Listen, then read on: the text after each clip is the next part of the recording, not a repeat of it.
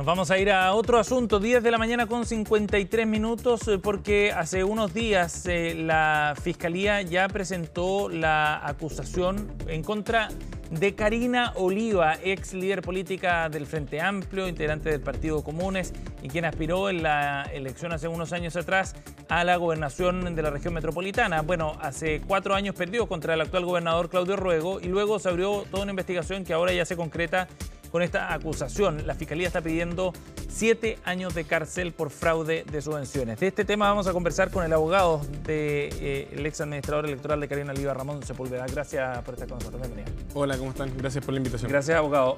Abogado, bueno, primero, ¿cómo observa usted la acusación que ha presentado la Fiscalía y los 7 años de cárcel que se están viendo para Karina Oliva? Bueno, lo primero que uno tiene que analizar es que la acusación se presenta al límite del plazo de investigación legal, es decir, de los 2 años. Por lo tanto, esta para nosotros es una investigación que sin lugar a duda la Fiscalía ha dilatado excesivamente y con diligencias que son poco útiles en el último periodo de tiempo. Por lo tanto, creemos que eso también deja en evidencia la poca contundencia que tiene la imputación misma desde el inicio de la investigación. ¿Qué diligencia, por ejemplo? No, si uno mira la carpeta investigativa, no hay diligencias que sean relevantes y que puedan efectivamente esclarecer los hechos del último tiempo. Yo estoy seguro que en el juicio oral va a girar probablemente en torno a todos los antecedentes que había en el momento de la formalización. Si uno tuviera que decir hay una pericia relevante, hay un análisis bancario relevante, lo cierto es que se revisaron todas las cuentas corrientes, cuentas bancarias de todos los imputados y no hay ninguna cuestión que uno pueda decir efectivamente se desvió algún dinero de manera ilegal, aparecieron depósitos en efectivo, cheques cobrados y cuestiones que uno debería ver en este tipo de causas. Por lo tanto, sin lugar a duda, creemos que acá hay una causa muy llena de prejuicios, muy llena de sensaciones de la Fiscalía respecto a una rendición que efectivamente fue aprobada por el CERVEL y que de alguna manera no le gusta al ente persecutor, creyendo que son boletas que son abultadas, pero que están dentro de los mismos márgenes y los estándares que tuvieron las otras campañas en esa época. Y además la acusación se presenta fuera de plazo y se presenta en malas condiciones. Yo no sé si eso se ventiló en la prensa, pero nosotros incluso pedimos el sobreseimiento porque se presenta la acusación de su defendido.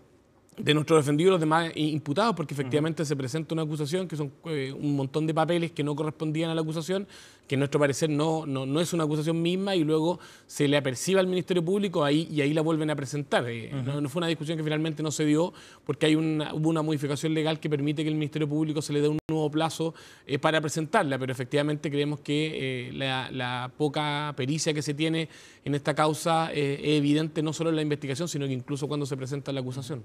En este contexto de la acusación, lo que acusa la Fiscalía es que durante la campaña de la gobernación se realizaron distintas maniobras para abultar y disfrazar los gastos electorales y de esa forma solicitar al CERVEL devoluciones improcedentes para así perjudicar al fisco. Ahí se justifica entonces la acusación de fraude a las subvenciones, que es lo que plantea la Fiscalía. Lo que la Fiscalía sostiene básicamente es que las boletas que emitieron las distintas personas que prestaron servicio en una campaña que fue exitosa, estuvo a punto de ganar Karina Oliva o al menos estuvo muy al límite, fueron abultadas, pero eran personas, como yo señalé en la formalización, cuando desvirtuamos la prisión preventiva, que no se olvide que a Martín Miranda se le pide prisión preventiva y nosotros la logramos desestimar.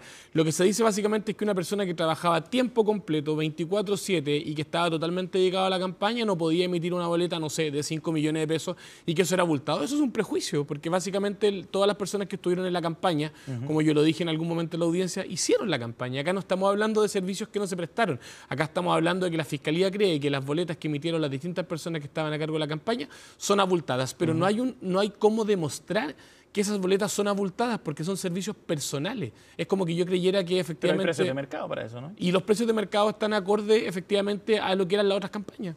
Por lo tanto, uno debería decir, ok, hay boletas según la Fiscalía que abultan la rendición para obtener la devolución de los dineros de parte del CERVEL.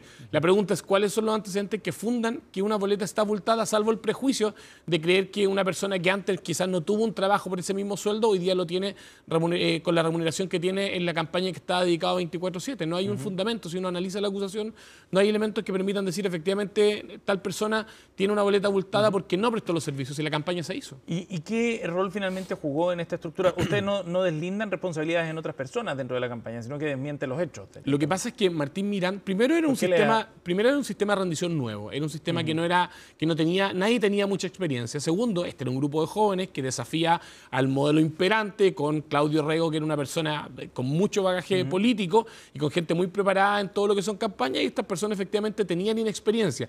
¿Hay errores administrativos? Muy probablemente, como hubo efectivamente en otras campañas, pero de ahí a decir que maliciosamente y dolosamente, que fue algo que descartó el CERVEL, se abultaron boletas para obtener mayor devolución de dinero, es una cuestión que es muy distinta a lo que ocurrió en la realidad. En la realidad pueden haber errores administrativos, pueden haber falta de pericia en la rendición, pero de ahí a cometer un delito de manera dolosa para obtener devoluciones, eso no es real. ¿Y ustedes reconocen que efectivamente hubo errores administrativos? Hay errores administrativos efectivamente que pueden haber... ¿Cuáles, por ejemplo? Por ejemplo, el famoso desayuno, que efectivamente se imputó que se quería pedir una devolución de 50 millones, es una factura que nunca existió y que nunca se rindió, que nunca se pidió devolución. Efectivamente se señala ante el CERVEL, pero no se acompaña ningún tipo de factura. ¿Y por qué? Porque la persona que hizo la rendición se equivocó en la forma que hizo la rendición y aparece esta solicitud, pero sin un fundamento de una factura. A ti el CERVEL no te va a devolver una plata si no tienes un documento tributario que justifique ese gasto.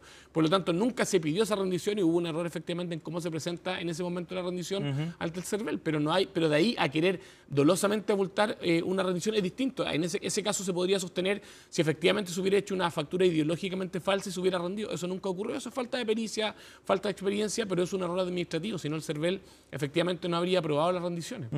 Aquí Karina Oliva delega toda la responsabilidad directamente en Martín Miranda como administrador electoral. Yo nunca vi los contratos, dijo, con proveedores. Quien negociaba y acordaba los contratos era Martín Miranda. ¿Eso fue así? Es muy difícil que una candidata, y en ese sentido puedo estar quizás a favor de lo que dice Karina Oliva, pese a que no es mi representada, es muy difícil que una candidata con la vorágine o todo el movimiento que tiene una campaña pueda estar preocupada de revisar los contratos, de revisar las boletas, de revisar la factura. En ese sentido, Karina Oliva acierta en su aseveración, porque efectivamente la candidata está preocupada de la gente, de los votos, de la campaña, y no de revisar documentos administrativos que tiene que revisar el administrador electoral. Y en ese sentido, efectivamente el administrador electoral y sus equipos son efectivamente los que tienen que revisar los antecedentes. Karina Oliva estaba preocupada de la campaña. Yo me pregunto si efectivamente el gerente de un banco está preocupado de revisar los contratos de los créditos hipotecarios cuando se conceden. En ese sentido, Karina Oliva creemos que acierta en su aseveración y por lo tanto ella creemos que tiene, creemos que ninguno de los imputados tiene responsabilidad porque negamos los hechos y porque efectivamente acá no hay una rendición abultada. Acá pueden haber errores administrativos y en ese sentido la Fiscalía, como en muchos otros casos, podríamos recordar el caso Penta, donde el funcionario público que yo representaba se le imputan delitos y después se decide no perseverar por el famoso fiscal Guerra. Bueno, efectivamente en ese caso también había errores administrativos, pero de ahí, o problemas administrativos que podrían implicar sanciones de ese tipo. Pero de ahí a llevar esto a responsabilidad penal es muy distinto porque tiene que haber un dolo, una intención de defraudar al Estado mediante este fraude de subvenciones y eso no ocurre en ningún momento. Karina, ahora, y en ese sentido, Karina Oliva creemos que también está lejos de los errores administrativos que se pudieran cometer porque ella no hacía las rendiciones. Si no, no habría un administrador electoral, sería el propio candidato quien haría todo. Ahora, que hubiese una boleta ideológicamente falsa no es un error, digamos. O sea, tiene que haber un dolo para que efectivamente se genere esa situación que es lo que está imputando la Fiscalía. Claro, pero los trabajos están realizados y los trabajos están, los servicios están prestados, los informes están hechos. Nosotros en la audiencia de formalización de este caso presentamos una serie de antecedentes donde demostrábamos que efectivamente se habían hecho los trabajos, teníamos incluso los documentos materiales y se los mostrábamos al juez, porque si efectivamente tú quieres rendir una cantidad de dinero y dices que efectivamente el fiscal dice que la campaña no se hizo, que no se prestaron los servicios, de alguna manera Karina Oliva no habría sacado la votación que sacó con los servicios que se prestaron si la campaña no se hizo sola. Pero establecer esa relación causal directamente entre la cantidad de votos con el tipo de campaña... Pero no la campaña de gobernador es una campaña enorme que hizo un grupo de personas que la ha reducido. Si esas personas no... ¿Cómo yo podría demostrar que efectivamente Juan Pérez no prestó servicio en una campaña por una boleta de 5 millones? No hay cómo probar un hecho negativo. ¿Cómo la Fiscalía, salvo el prejuicio, va a probar que efectivamente una persona determinada no prestó servicio si estuvo en la oficina, hizo los informes, hizo la campaña, estuvo en terreno? Lo que sí puede probar es que efectivamente se haya pagado un sobreprecio por esas tareas o que no haya tenido las calificaciones necesarias para poder realizar dicha tarea. Pero las calificaciones necesarias no son una exigencia legal que establezca la ley de partidos políticos donde diga que efectivamente la persona encargada de territorial tenga que ser un especialista en sociología o en ingeniería o en algún tipo de un trabajador social.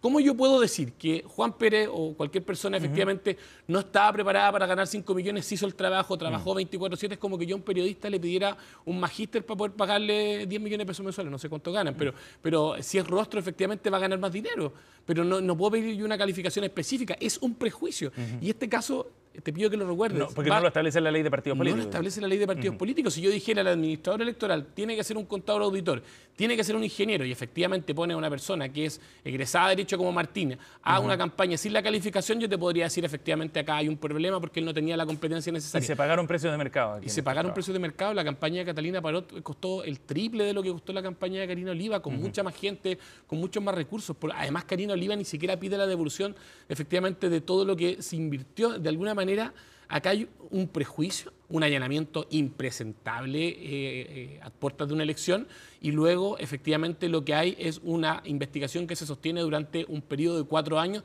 sin ningún antecedente nuevo. Este es uno de los típicos casos donde se va a sostener la imputación y los imputados van a ser absueltos. Bien. Y siendo absueltos efectivamente uno va a decir, ¿y quién paga efectivamente todo el periodo y la denostación política que se hace con una persona que era candidata en ese momento y con este grupo de jóvenes que efectivamente hicieron la campaña? Es muy difícil. Abogado Ramón Sepúlveda, gracias por haber venido al estudio. Muy amable. Muchas gracias. Gracias por acompañarnos.